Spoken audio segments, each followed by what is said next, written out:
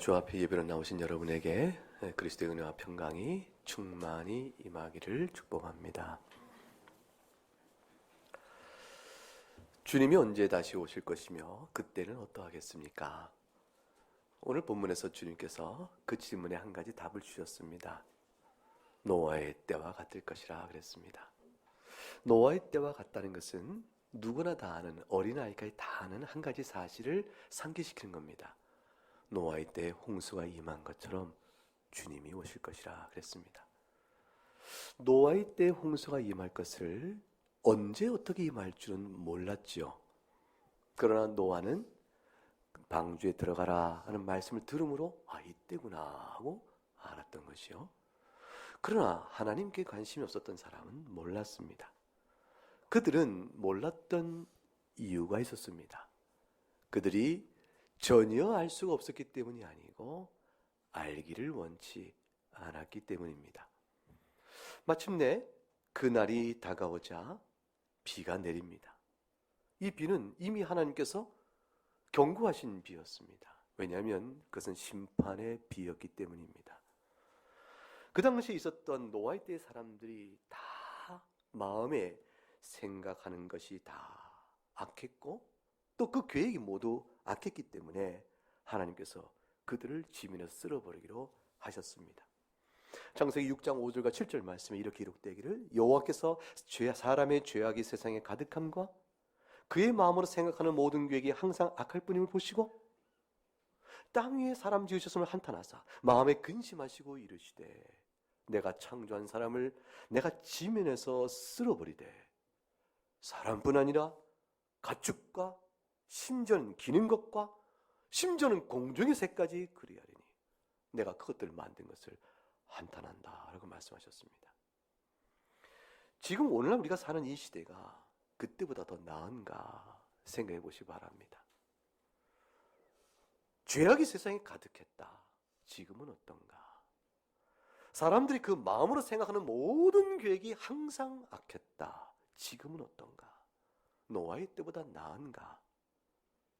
만일 그 차이가 없다고 생각한다면 지금도 하나님의 심판을 받기에 딱 알맞은 때죠. 아마 이것은 사실 노아의 홍수 심판 그때 사람들에게만 특정하게 해당되는 것이 아니고 그 이후로 인류 역사 전체 속에 언제라도 하나님의 심판이 그대로 임하여도 충분한 죄악 가운데 있었던 그런 것이 우리가 확 알 수가 있습니다. 지금의 한국 땅이 그렇지 않은가? 지금의 전 세계가 그렇지 않은가? 그 무서운 심판의 비가 내릴 때까지 그 노아에 살던 사람, 시대에 살던 사람들은 아무 생각이 없었어요. 비가 툭툭툭 내리자 아마 그 전에도 비가 있었더라면 그 비가 또 오는 것만 했을 것이고 아주 심하게 오네. 처음에 그렇게 생각했겠죠. 아마도 그때에 처음으로 비를 경험한다면 아니 이게 뭔가 라는 정도로 생각했을 겁니다. 비는 40일간 쏟아졌습니다. 노아의 가족들만 그 비가 무엇인지 알았습니다. 노아의 가족들은 그때 방주 안에 있었습니다. 큰 장대비가 쏟아져 내리죠. 그 물을 땅이 감당치 못합니다. 왜냐하면 땅에서 물이 쳐 올라왔기 때문입니다. 당연히 물이 부르고 천하의 높은 산이라도 가득 물 아래 잠겨버렸다. 성경이 되어 있습니다. 아무도 살 수가 없게 된 겁니다. 그때 상황에 대해서 창세기 7장 21절은 땅 위에 움직이는 생물이 다 죽었으니 새도 죽고 가축도 죽고 들짐승도 죽고 심지어 땅에 기는 모든 것도 죽고 결국에 모든 사람이 다 죽었다. 예외는 없었던 겁니다. 단 한 사람도 기적적으로 사는 것이 아니에요. 오직 방주 안에 있는 자들 노아의 가족 8명만 살았습니다. 심판의 철저함을 성경은 묘사하기를 창세기 7장 22절 23절에 코에 생명의 기운에 숨이 있는 것. 이 코에 생명의 기운에 숨이 있는 모든 것은 사람이든 짐승이든 심지어 공중에 나는 새라도 모조리 죽었으며 결국에 모든 생물을 지면에서 하나님께서 쓸어버리셨다고 기록하고 있습니다. 40일 동안 노아의 방주에 있던 가족들은 생생하게 그 밖에서 벌어진 일들을 상상할 수 있었습니다. 왜냐하면 소리가 들리잖아요.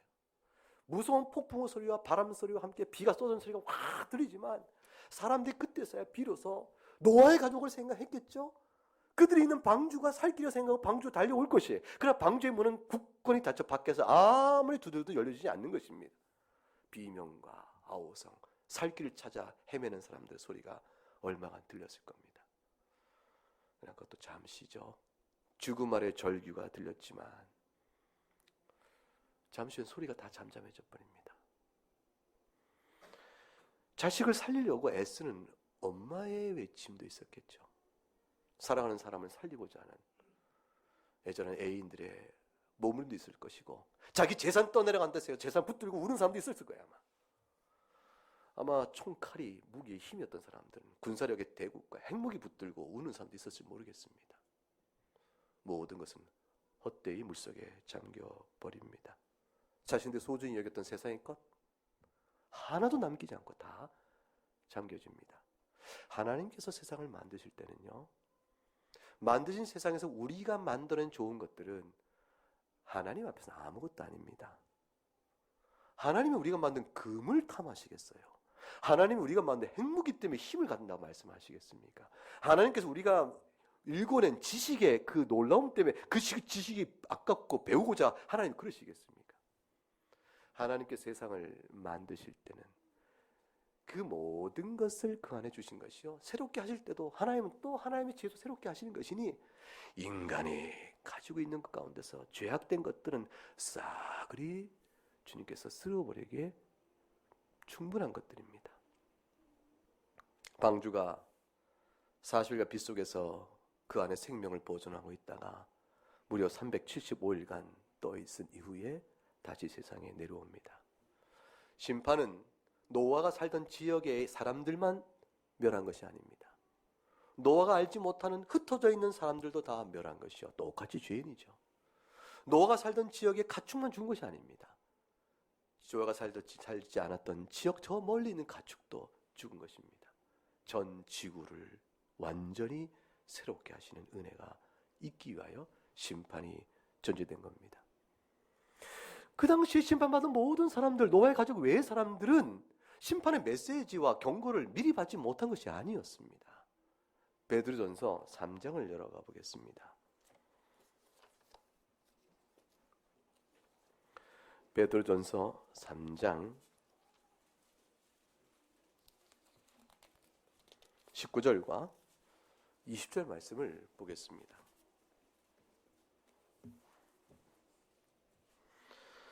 그가 또한 영으로 가서 옥에 있는 영들에게 선포하시니라. 이 그는 누구일까요?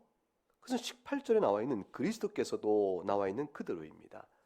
그리스도께서 또한 영으로 가서 옥에 있는 영들에게 선포하셨다 되어 있습니다. 우린 궁금합니다. 옥에 있는 영들은 누군가? 그건 20절에 가면 나옵니다. 20절 읽어볼까요? 그들은 전에 노아의 날 방주를 준비할 동안 하나님이 오래 참고 기다리실 때에 복종하지 아니하던 자들이라. 방주에서 물로 말미암아 구원을 얻은 자가 몇 명뿐이니 겨우 8명이라. 이렇게 되어 있습니다. 그러면 옥인 영들은 누구냐면 20절에 전에, 그들은 전에 이렇게 말했습니다. 누구죠? 노아의 날에 살아있던 자들입니다. 그들이 지금은 어디가 있는 겁니까? 옥에 가 있는 것입니다. 옥에, 이 옥이라는 것은 악인이 죽어서 가는 음부 세계를 의미합니다. 여러분은 우리는 죽어서 어디로 가게 되어집니까? 몸은 땅에 썩고 또는 화장하면 태워지겠지만 우리의 영혼은 어디에 가게 되어집니까? 낙원에 가게 되어집니다. 그럼 그리스도 바깥에 있는 자들은 죽어서 어떻게 됩니까? 몸은 썩고 그 영혼은 어디에 갑니까? 악인들의 처소로 갑니다. 그것을 가리켜서 음부라 말합니다. 음부란 표현은 일반적으로 그냥 죽음이란 뜻만을 가리킬 때가 있고 또는 무덤을 가리키는 말도 있습니다. 무덤이나 죽음을 가리킬 때는 의인들에게도 음부에 갔다고 말할 수가 있겠죠. 그러나 또 다른 의미가 있으니 그것은 주께서 다시 오셔서 부활하여 부활시켜 심판하실 그때까지 악인들이 거하는 악인의 초소를 가리켜서 또한 음부라고 그럽니다. 낙원에 가면 행복하겠습니까? 고통스럽습니까? 행복합니다. 그럼 악인들에 가는 영혼의 초소인 음부에 가게 되면 어떠할까요? 고통스럽습니다. 영원한 멸망의 형벌을 미리 맛보는 것이 그 영혼만으로 미리 맛보는 것이 악인들의 음부의 초소입니다. 여기서 옥에 있는 영들이라는 것은 그것을 의미합니다. 노아가 있었던 날에 살아 있었던 자들이 지금은 죽어서 그 죄값대로 악인들의 영혼들이 가 있는 초소에 가 있게 된 것입니다. 왜 가게 되었을까요? 이들이 왜 가게 되었을까요? 그들의 죄악상을 20절에서 간단히 설명합니다. 노아의 날 방주를 준비할 동안 그 다음 뭐라고 되어 있죠? 하나님이 오래 참고 기다리실 때에 노아의 날 방주를 준비할 그 기간이라는 것은 저들에게는 무슨 기간입니까? 회개 기간이었던 것이에요. 노아의 방주를 준비할 그 기간 동안 회개 기간이었습니다. 회개 기간 동안에 저들이 그 다음 뭐라고 되어 있죠? 복종하지 아니하였다 되어 있습니다. 회개 기간 동안 저들이 회개치 아니하였다. 저들에게 회개할 기간을 주신 것이요, 회개할 경고의 메시지가 주어진 것입니다. 노아의 방주의 건축 기간 자체가, 그 행위 자체가 메시지였습니다. 아니 뭐하나 자네 여보게 회개하게나 하나님께서 물로 심판하실 거야? 아니 이게 무슨 소리야? 물로 심판하기는 아닐세. 여러분 회개하시게 노아는 만드는 거예요. 뚜벅뚜벅. 얼마나 오랫동안 회개 기간을 주셨을까요? 창세기 6장 여기 다시 놔두고 그대로 그 자리로 놔두세요. 다시 돌아올 거니까. 창세기 6장 1절부터 3절을 보게 되어지면 사람이 땅 위에 번성하기 시작할 때에 그들에게 딸들이 나니 하나님의 아들들이 사람의 딸들의 아름다움을 보고 자기들이 좋아하는 모든 여자를 아내로 삼는지라. 하나님의 아들이요 사람의 딸로 구별되어지는 사람이 나타납니다. 이것은 하나님을 믿고 이름을 부르는 신령한 주의 백성의 무리라 하는 자들과 이 세상의 쾌락을 따라 살아가는 자들을 구별하여 하나님에 속한 자들이요 사람에 속한 자 이렇게 나누는 겁니다.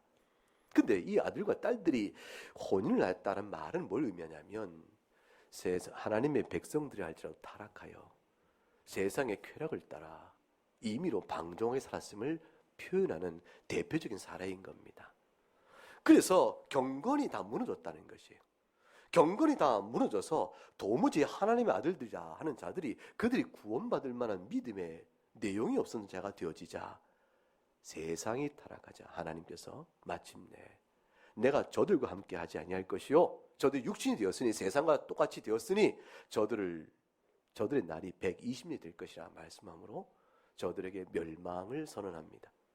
그 120년이 되어졌던 그 멸망의 때가 결국은 창세기 6장 10절과 14절에 가게 되어지면 그때에 11절에 온 땅이 하나님 앞에 부패 포악함이 땅이 가득한지란 말과 같은 때인 겁니다.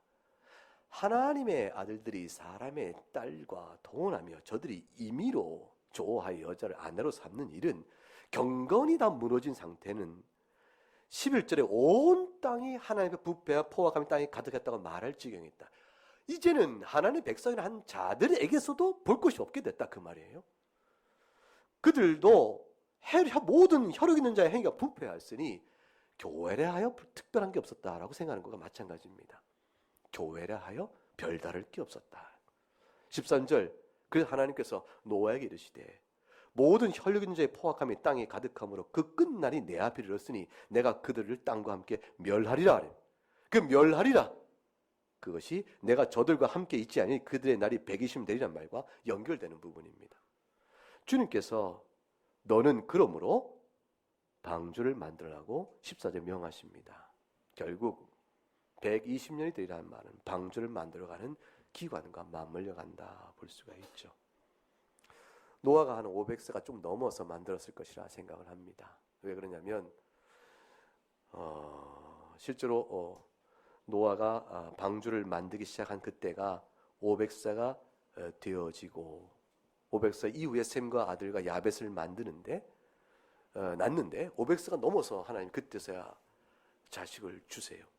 그리고 셈과 함과 야벳이 있은 후에 주님께서 지금 말씀드린 6장의 내용이 나오면서 방주를 만들 것을 설계를 쭉 계시하시니까 세 아들이 있고 난 뒤에 방주를 만들기 시작했을 것인즉 500세가 너무 만들었을 것이라 이렇게 생각합니다. 그리고 방주는 완성이 되어지고 600세 되던 날에 하늘에 깊은 샘이 터지고 심판이 시작되는 겁니다. 주님께서 말씀하셨던 내가 너희를 그냥 멸하겠다 하신 그 기간의 시작은 노아 이전부터 이미 시작된 겁니다. 경고의 메시지가 주어진 것이죠. 노아보다 먼저 있었던 경건한 무리가 소수가 있었겠죠. 노아 때는 결국엔 다 심판받겠지만 노아 생전에는 노아의 가족 8명에는 전부 멸망합니다. 그러나 노아가 600세에 심판되기 이전에 경건한 무리가 끊어집니다. 그 이전에 살던 경건의 무리들이 계속해서 이 세상을 향하여 그리스도께서 영으로 역사하여 심판의 회개의 메시지를 전하는 겁니다. 다시 그래서 베드로전서 3장을 들어오게 되어지면 이렇게 되어 있는 것입니다. 19절에 그가 옥에 있는 영들에게 선포하셨다. 선포 시점은 언제냐면 지금 부활 장사 죽으신 다음이 아니고 선포 시점은 20절에 그들이 노아의 날에 있었을 때입니다. 왜 그러냐면 18절에 육체는 죽임을 당하시고 영혼은 살리심을 받으셨으니 이미 부활이 이루어진 다음입니다. 부활하신 주께서 옥에 있는 영들을 찾아가 선포하신 것이 아닙니다. 그러면 이때는 언제인가? 그것은 노아의 날 그때의 주님께서 그들에게 선포하신 겁니다. 무엇으로? 회개의 메시지를. 어떻게 주께서 성육신하기 이전인데 찾아와 선포하실 수 있었을까요? 그것은 하늘에 계신 주께서 성육신 이전에 선지자적 사역을 그의 영을 통하여 그의 종들에게 주어 메시지를 전하게 하신 것입니다. 다시 말하면 노아가 그 사람이요, 그 사람 앞에 있었던 선조인 무두셀라가 그 사람이라. 무두셀라는 무투와 셀라인데 무투는 죽음이요, 셀라는 보내다니까 죽음을 보내시리라 라는 이름 자체의 뜻 속에 암시가 있죠. 노아가 심판이 있기 이전에도 주님께서는 그들의 폐역성을 보고 경고의 메시지를 남았던 경건한 몇 사람의 소수자의 물을 통해서 세상에 선포하신 겁니다. 그 선포가 천상에 계신 그리스도께서 영으로 역사하신 일입니다. 예수 그리스도의 성육신 이전의 선지자적 사역이 이루어진 내용을 가리키는 것이죠. 그래서 19절은 그 베드로후서 3장 19절의 내용은 이렇게 정리가 될 수 있는 겁니다. 그가 또한 그 다음에 가로 열고 닫고 노아의 때는 아직 성육신하시기 이전이므로 영으로 간단 말이 그런 뜻이죠. 그 다음에 곧 성령으로 말미암아 노아와 당대 경건한 자들을 통해서 노아의 때의 홍수 심판을 받아 지금은 죽어서 어디 있는? 옥에 있는 영들에게 언제 선포하셨다고요? 노아의 때에 선포하셨느니라. 그런데 그들은 불순종하여 지금은 악인의 멸망을 받아 그 영혼들이 음부의 처소에 있느니라. 주님께서 노아의 때 이미 말씀에 경고를 주신 것입니다. 물론 베드로서 3장 요 읽은 부분을 캐톨릭은 잘못 해석을 합니다. 캐톨릭은 옥에 있는 영을 구약시대에 죽었던 아브라함과 이삭과 야곱 같은 믿음의 조상들이 죽어서 그들이 몸은 땅에 썩고 그 믿음의 조상들이 구약 성도의 믿음의 조상들이 갇혀 있는 곳이다. 그것을 구약 성도 선조 림보라고 말합니다. 그곳에 갇혀 있다가 주님께서 죽고 나신 다음에 찾아가 그들을 데리고 낙원으로 갔다라고 말합니다. 구약 선조 림보라는 개념은 없습니다. 구약 성도들도 죽어서 어디로 가요? 미리 낙원으로 갑니다. 주님께서 그곳에서 미리 낙원을 예비하신 곳이기 때문에 낙원은 주께서 부활 사건 이후에 비로 생긴 것이 아니고 낙원은 그 전부터 아담 때부터 하나님 그리스도로 말미암아 구원받을 주의 백성을 위한 영혼의 처소인 것이요. 악인들이, 아담 때부터 악인들은 죽어서 영혼들의 음부처소가 있듯이 의인들의 영혼의 처소도 있었던 것입니다. 그러므로 개톨릭의 구약 선조를 번한 것은 본문에 대한 잘못된 해석입니다. 오늘 본문은 우리가 마태복음 24장을 해석하면서 중요한 생각을 하게 합니다.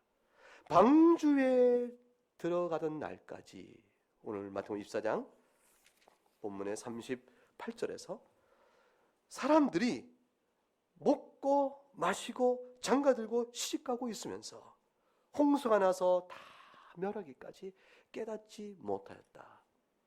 깨닫지 못한 까닭이 심판의 메시지가 없었고 경고의 메시지가 없었기 때문이 아니라 그를 외면하고 듣지 않았던 완악함 때문이라 그 말입니다. 그래서 노아의 때같이 인자의 영도 그러리라는 말은 너희에게 징조가 없는 것이 아니요, 징조를 통해서 도무지 듣지 않은 그 완악함이요 강팍함이 때의 분별이었고 그렇게 멸망에 당하게 된다고 말씀하고 오히려 경고를 하시는 것이죠. 긴 회개 시간에 불구하고 마음의 일상생활의 마음을 다 빼앗겨서 하나님 메시지를 무시한 겁니다. 처음에 하나님의 말씀을 즐겨 듣다가 세상의 염려와 재리의 유혹이 다가오자 금방 다 잃어버리는 사람들과 똑같다. 조금만 말씀을 듣기 받았다가 박해와 핍박 있자? 에이, 이럴 거면 내가 뭐.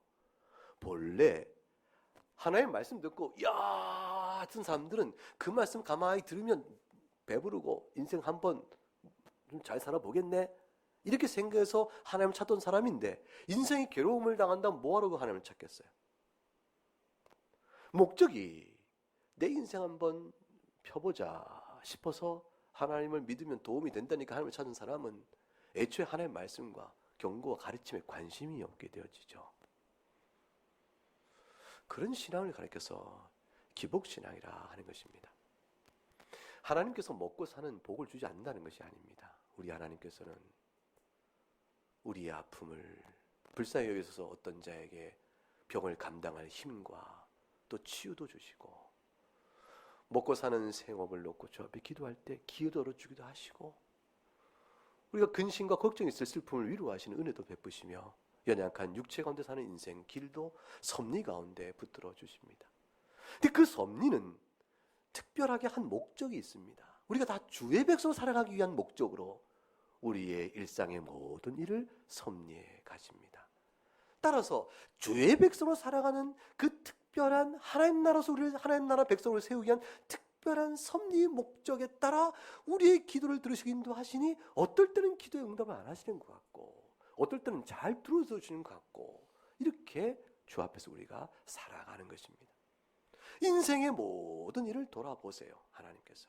그러나 하나님은 수단으로 우리 앞에 계신 분이 아닙니다. 우리가 복이, 내가 정하는 세상에 멸할 것들이 복의 목적이 되어져서 하나님의 도움과 능력을 수단으로 사용하기 위하여 주님의 비유를 마치는 것이 예배다, 그런 것이 결코 아니라 그 말입니다. 하나님 기뻐할 만한 일을 함으로 인해서 하나님 뜻을 얻어내 내가 바른 걸 얻겠다, 이런 일들은 기본적인 신앙의 장치가 아닌 겁니다.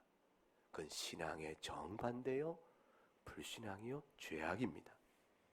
지금 주님께서 방주가 들어가던 날까지 사람들이 경고의 메시지를 들었으나 들어도 반응이 그렇게 나오는 겁니다. 그러면 그 반응의 내용이 헛된 길을 따라가게 되어지죠. 먹고 마시고 장가들고 시집가는 일들이 마음에 거기에 다 빼앗겨서, 이렇게 내가 하나님을 믿음으로 인해서 그리스도의 복음 때문에 어려움이 좀 닥치거나 불편한 일이 생기거나 좀 예민하고 긴장된 일이 생긴다면, 에이, 이게 놀 것 같은 사람들은 예수님께서 열매 맺지 못하는 신앙이라 그렇게 말씀하셨습니다. 천국은 저희 것이 아니라 말씀하신 것입니다. 결국은 아예 믿는다 하면서 그런 사람들 있거니와 아예 세상의 일들이 그대로 벌어지는 것이죠. 장가고 시집가고 있으니까 인생을 다 그렇게 살아갑니다. 서로 격려하고 조화하고 미워하고 아파하고. 여러분, 그런 생활 속에서 우리는 보통 사람의 인생을 보는 것이에요. 이렇게 보통 사람의 인생을 봅니다. 우리가 안 믿는 사람들과 다 교제하고 함께 더불어 이 생을 살아가지 않습니까? 그 사람과 같이 생업도 같이 해요. 자, 그렇게 서로 신의와 도덕과 윤리를 바탕으로 또는 사회적 규칙을 바탕으로 약속하고 계약하고 어떤 일도 해나갑니다. 속임 수도 있고 상처도 있고 아픔도 있고 이렇게 하지만 일정한 수준에서 그 질서가 이루어지니까 이게 살아갑니다. 그 가운데 어떤 사람 보면 인생이 훌륭한 사람들도 보이는 겁니다. 괜찮은 분들도 보이지요. 괜찮아요. 특별히 악하지 않습니다. 그런데 그런 생활 속에 마음을 다 뺏겨서 돌이켜 회개해야 될 이유를 못 보게 되어지면 갑자기 닥친 심판날에는 구원에 이르지 못합니다. 우리는 주변에 어떤 사람들 보냐면 사실은 자신이 죄인인 줄을 모를 만큼 착한 사람. 사실은 하나님 앞에 죄인인데 누구나 죄인인데 본성상 악한데 이거를 스스로 깨달아 알지 못할 만큼 적당히 착한 사람들. 그런 사람들 주변에서 많이 봅니다. 그래서 회개치 않습니다. 무슨 말씀인지 짐작이 갑니까? 뭐 상식과 교양에 따라 나름대로 열심히 해오고 내가 수고한대로 살아왔고 남에게 특별히 해를 끼치지 않았는데 내가 무슨 큰 죄인이냐라는 생각으로 적당히 착한 것이죠. 자연적 윤리요, 도덕이요, 자연법이요, 도덕법에 따라서 적당히 착한 사람들. 그러나 속의 부패성과 내면의 악을 들어보다 보지 못하는 사람들. 우리도 다 그랬잖아요. 사실 나그네 교인 중에서 얼마나 큰 죄를 졌길래 주여 주여 하겠어요. 김천호 형제 살인죄? 그거 아니잖아요. 그거 아니잖아요. 이 훌륭한 사람이에요. 그런데 본인이 기도할 때 살인죄를 진 것 같이 제가 죄인입니다 이렇게 얘기하죠? 왜 그래요? 마음의 부패를 보기 때문입니다. 형제를 미워하고 증오하고 상대방의 인격을 영적으로 살인해버릴까지 나오는 내 마음의 준동을 봅니다. 죄의 개념이 달라지고 신령한 하나님께 영적으로 교통해 살아간다는 것이 무엇이냐 하는 이상 세상 속에 드러나지 않는다고 해서 행위적으로 뭘 했다 안 했다 해서 그걸로 의롭다 할 수 없다는 걸 아는 것입니다. 신령한 하나님과의 역적 교통 속에서 이루어질 영생, 영원한 생명이 무엇인가를 알게 되어지면 죄를 고백하는 차원이 달라지죠. 그런데 세상은 그걸 모르는 것이에요. 이렇게 적당한 수준에서의 착함이 자신의 죄인으로 돌아오지 못하니까 멸망날까지 먹고 마시고 씻고 장가가고 아니 그 일이 무슨 죄인가? 그 일이 열심히 하면 됐지. 그 일이 무슨 잘못이에요? 그렇게 살아갑니다. 그러다가 그날에 심판의 날이 임하게 되는 겁니다. 사실은 그것이 죄라는 사실을 돌이켜 회개한다는 사실을 교회가 존재하면서 봤고 자기가 아는 사람 중에 예수 믿는 사람을 통해서 봤고 사실은 자기 심령 안에서도 자기 안에서 이거 죄인데 이거 참 이런데 라는 양심의 거리낌이 없는 사람은 없습니다. 양심의 거리낌 없이 산 사람이 어디 있겠습니까? 적당히 착한 사람에게 복음을 전하면 양심의 거리낌이 있기 때문에 세상에 죄 없는 사람이 어디 있어요? 이렇게 말을 해요. 그런데도 죄인이라고 말하면 아니 뭐 나는 뭐 크게 죄 진 것은 없는데 또 이렇게 말을 합니다. 복음을 듣기를 거부하는 것이죠. 변명은 많습니다. 세상에 악인이 성공한 것을 보면서 하나님이 계시다면 악인이 어떻게 성공하겠느냐. 그러니까 하나님은 없다라고 말하거나 하나님은 선악간에 판단하는 분이 아니라고 말하거나 하나님은 모른다라고 말하거나 그런 하나님은 없다 등등등 신앙을 부정합니다. 하나님의 심판의 경고를 무시하고 일상 속에 그냥 열심히 살아간 겁니다. 그러면 뭐에 따라서? 하나님의 경고를 무시했으니 뭐에 따라서? 자기 소경과 부패한 성정을 따라서 그렇게 산 것이죠. 시집가고 장가가는 일이 사실 얼마나 어렵습니까? 그것은 기회가 어렵다는 게 아니라 실제로 혼사를 치러보면 양가 간에 갈등도 생겨요. 좋게 연애하여 결혼합시다 해놓고 결혼 준비한 동안 대판 싸우는 일들이 많이 봅니다. 그래서 제가 주례하기 전에 그 혼인 미리 교육시킬 때는 싸우지 마라 맨날 그렇게 얘기합니다. 왜 그래요? 예민한 겁니다. 그 안에 관계 안에서 신경전이 벌어져요. 무엇 때문입니까? 연약성이 드러나는 것이죠. 쉽지 않습니다. 죄 짓는 일들이 벌어집니다. 그렇기 때문에 그렇기 때문에 40절과 41절을 한번 읽어보겠습니다.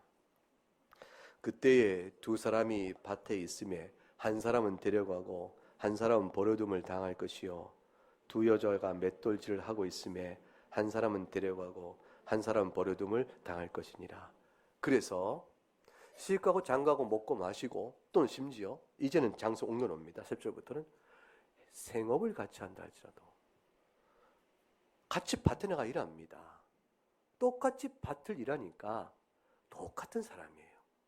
세상적으로 보면 누구와 누구를 구별할 이유가 없는 똑같은 사람입니다. 직업까지 같아요. 맷돌질을 같이 하고 있습니다. 똑같은 일을 하고 있는 것이죠. 그러니까 만일 그날에 임할 때에 어떤 이가 구분되어져 구원을 받고 어떤 이가 그렇지 못한다고 말하면 억울할 만큼 인생살이가 같이 걸어오는 것이에요. 나도 태어나서 부모 밑에 자랐고 나도 학교 다녔고 나도 직장 다녔고 더구나 생업이 같을 정도로 우리는 같이 30년 인생 동안 생업을 같이 온 사람. 당신은 나는 사는 인생이 비슷해. 아침 뭐 7시 반쯤에 출근하고 퇴근 원래 6시인데 8시 9시에 나와야 됐고 이렇게 살아오면서 인생 같이 살아온 거야. 이렇게 그 사람이랑 나나 사실 비슷한 인생. 뭐가 내용이 다르겠어요? 그런데 그날이 임하면 갈라진다는 겁니다. 이거 아주 중요한 사실을 의미하죠. 첫째 하나는 뭐냐면 세상의 일이 형편이 같다 해서 그 일이 나중에 구분되는 일을 없게끔 하지 않는다 그 말이에요. 그러니까 우리가 동업을 같이 했으니 우리가 같은 일을 한 사람이니 구원받으면 같이 받고 멸망은 같이 멸망한다. 그렇게 되지 않는다 이겁니다. 무엇으로요? 세상 일로는. 세상 일로는 구원이 결정되는 것이 아닙니다. 평생 같은 내용으로 한 집의 가족으로 쌍둥이가 태어나서 같은 부모님한테 자라고 같은 학교를 다녔고 공교롭게 가진 은사가 같아서 같은 직업을 갖고 같이 쭉 한평생 살다 온 쌍둥이의 인생이 아주 비슷해. 이렇게 비슷할 수 있을까 싶어도 그 인생의 세상적인 일이 그 사람이 구원에 이를 것인가 멸망일까를 결정하는 데 아무 상관이 없다라는 뜻입니다. 아내가 믿어도 남편이 구원받는 것이 아니에요. 남편의 믿음으로 아내가 구원받는 것이 아니고 부모의 믿음으로 자식이 구원받는 것이 아니요 자식의 믿음으로 부모가 구원받는 것도 아닙니다. 같이 사랑을 나누며 살았어도 살아가는 동안에 애틋하게 사랑해 살았어도 그날에 한 사람은 데려감을 당하고 한 사람은 버려잡는 일을 경험하는 구분, 완전한 구분의 일이 있어질 때 그것이 심판이죠. 그것은 세상에서 살아온 일과는 관계없다 말씀합니다. 그럼 무엇이 나눠집니까? 똑같은 일을 했는데 어떤 사람은 하나님 나라 백성으로 산 사람인 겁니다. 어떤 이는 하나님 나라 관계없는 사람이었어요.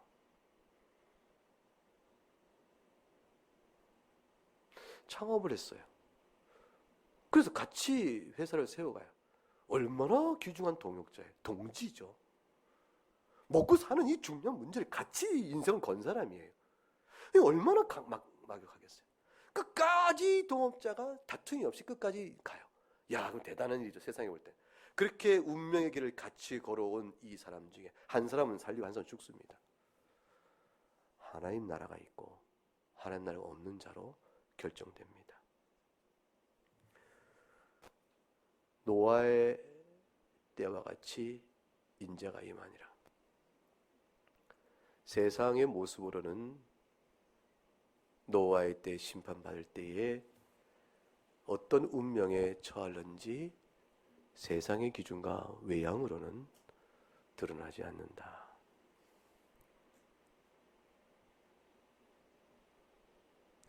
그러나 그 가운데 하나님 나라 백성은 같은 일을 하고 있지만 그 가운데 분리의 은혜를 입게 되어진다. 그 말씀을 주신 겁니다. 그러니 겉으로 보는 세상을 보고 하나님의 심판의 때가 임할 것이라는 엄숙한 경고를 망각하거나 잊어버리는 어리석은 자가 되지 말아야 한다. 그것이 주시는 교훈입니다. 다들 바쁘게 사니까 그럴 것이 전부인 것처럼 그렇게 살지 말아라 그런 것입니다. 나라가 혼란에 빠지니까 지금 정치하는 사람은 온통 한 가지의 마음이 다 뺏겨 있어요. 다음에 이 정국이 어찌 될고 탄핵이 인용될 거라는 전제를 하에 그 다음에 이루어질 대선의 일정에 온 정치는 마음을 쏟으며 24시간 생각할 것이에요. 그렇게 되니까 모두가 그렇게 사는 것 같죠? 근데 그 가운데 믿음의 사람은 그 일을 하나님 나라 백성의 자태와 기도와 가치를 갖고 그 일을 살아가고 있는 겁니다. 구분이 있는 겁니다. 어떤 일이 마찬가지예요. 여러분이 사는 인생 속에 아무리 슬픈 일이 있어요. 너무 슬픈 일을 겪었어요. 그 슬픈 일을 겪으니까 그 슬픔에 젖어서 일상을 감당하지 못하지. 내가 이런 슬픔을 겪었는데 내가 살 무슨 정신이 있겠어요? 밥이 들어가며 생업이 들어가며 책이 눈에 보이느냐? 나는 아무것도 못한다. 자포자기의 인생살을 사는 것이 너무 절망과 슬픔이 커서 그래서 아무것도 못하는 것 같죠. 근데 그 절망 속에서 하나님 나라 백성으로 절망 속에 있는 사람이 있고 그걸 감당하는 사람이 있고 아닌 사람이 있는 겁니다. 하나님 나라 백성이기 때문에 그 큰 절망 속에서도 다르게 경험하고 고백하고 나아갑니다. 너무 기쁜 일이 벌어져요. 그냥 돈벌이가 잘 되나 합시다. 돈이 많이 돼요. 수입이 많이 들어요. 자식들도 다 잘 돼요. 세상이 부러워할 만큼 생각해 오복을 타놨다는 거 오복이 다 이루어져요. 자, 그러니 뭐 그 마음에 하나님 마음에 들어올 자리가 어디 있겠어요? 그 자랑하고 위선하지만 그러한 사랑 가운데도 하나님 나라 복을 누리는 사람이 있는 겁니다. 다르습니다. 갈라진다라고 말씀합니다. 그러므로 어떻게 살아야 하는가? 42절 그러므로 깨어있으라. 어느 날에 너희 주가 임할는지 너희가 알지 못함이라. 어떻게 살아야 될까요? 노아의 때에 주께서 그때와 같이 주께서 임할 것이라는 말씀을 주었은즉 우리가 어떻게 살아야 할 것인 답도 노아와 같이 살아야 한다. 이게 답이 됩니다. 히브리서 11장을 가볼까요? 히브리서 11장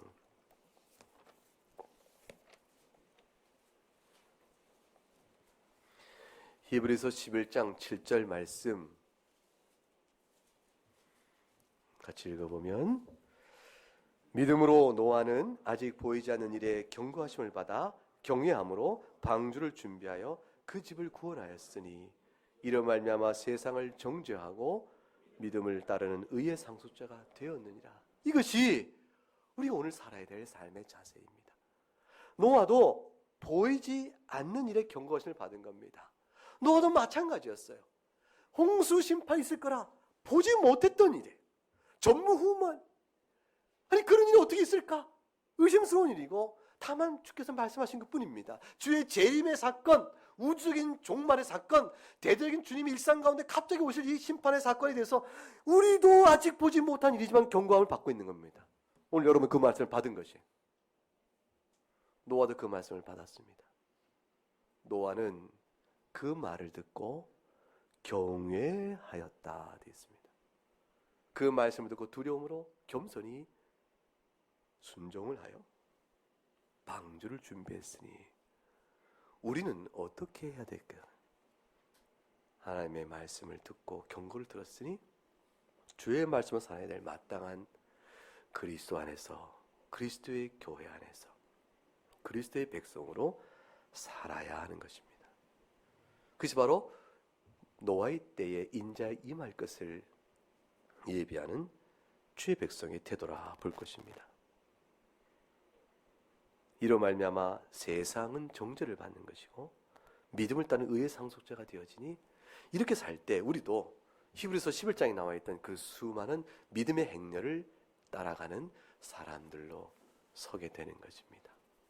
여러분 주께 다시 오셔서 이루실 일을 아직 보지 못하셨죠? 그거를 어떻습니까? 경외함으로 믿고 순종하며 주의 교훈 가운데 있기를 바라고 또 결심합니까? 여러분이 주어진 오늘 질문이에요. 과연 그러하다면 우리는 방주를 준비한다. 이미 준비된 방주죠. 그리스도 안에 오는 것이. 그리스도 백성으로 사는 것이죠. 예수님께서 이 말씀 주시고 이렇게 조금 더 구체적으로 우리가 행할 바와 금할 것을 풀어주셨어요. 누가복음 21장에 가게 되면 감람산 강화의 내용이 누가복음 21장에 기록되어 있는데 역시 거기서 이렇게 설명합니다. 21장 34절 36절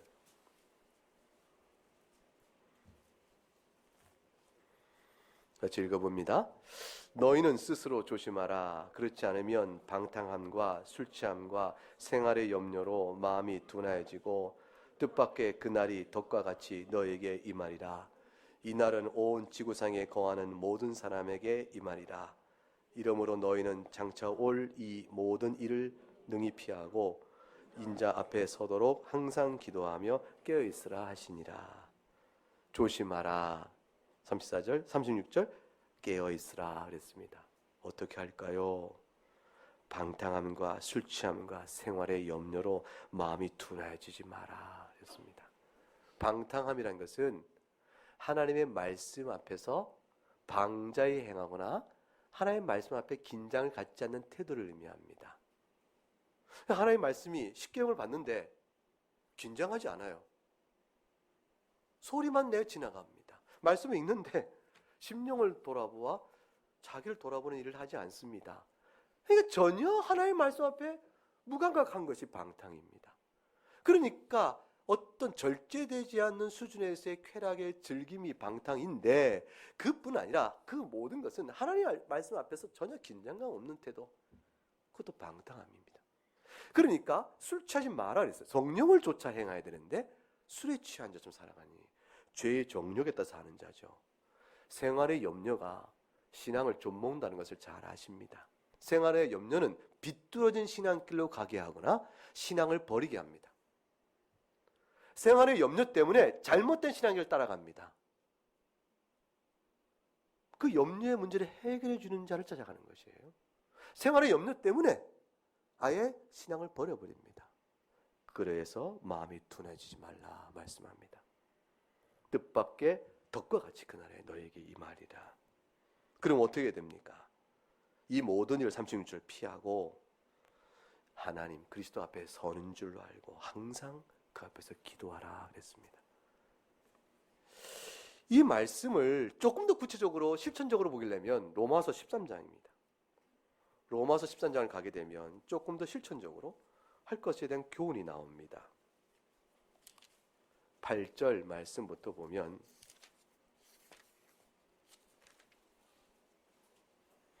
일단 11절 말씀을 보겠습니다. 11절 또한 너희가 이 시기를 알거니와 자다가 깰 때가 벌써 되었으니 이는 이제 우리 구원이 처음 믿을 때보다 가까웠습니다. 밤이 깊고 낮이 가까웠으니 그러므로 뭐라고 돼 있죠? 우리가 어둠의 일을 벗고 빛의 갑옷을 입자. 어둠의 일은 무엇일까요? 그리고 빛의 갑옷은 무엇일까요? 13절과 14절에 구분해서 잘 보시기 바랍니다. 낮에와 같이 단정히 행하고 이것은 무엇일까요? 빛의 갑옷입니다. 근데 그 다음부터 방탕하거나 술 취하거나 음란하거나 호색하거나 다투거나 시기하는 것은 뭐에 속한 일일까요? 어둠의 일입니다. 14절 오직 주 예수 그리스도 옷 입는 일은 무엇에 속할까요? 빛의 갑옷입니다. 정욕을 위하여 육신을 도모하는 것은 무엇일까요? 어둠의 일일 것입니다. 결국 노아의 때와 같이 인자가 임할 것입니다.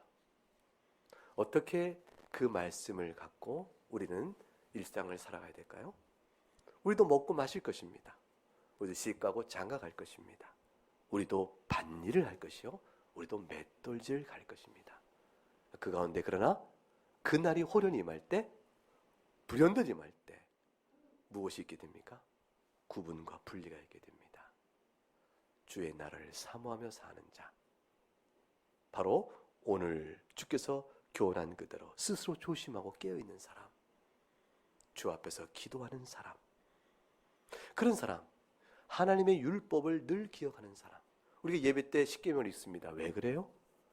받은 바 은혜를 기억하는 것입니다. 우리가 죄인됨을 드러내고 하나님의 은혜 가운데 살아야 할 자가 무엇인가를, 우리가 어떻게 살아야 할 것을 배우기 위해서 다시 각성하기 위해서 십계명을 놓고 주 앞에 서는 것입니다. 정죄가 아니요? 이 모든 정죄, 그리스도로 용서받은 자가 하나님 앞에 예배하며 살아가는 신앙 실천적 길이 무엇인가를 다시 한번 확인하는 것이죠. 주 앞에 나오는 겁니다.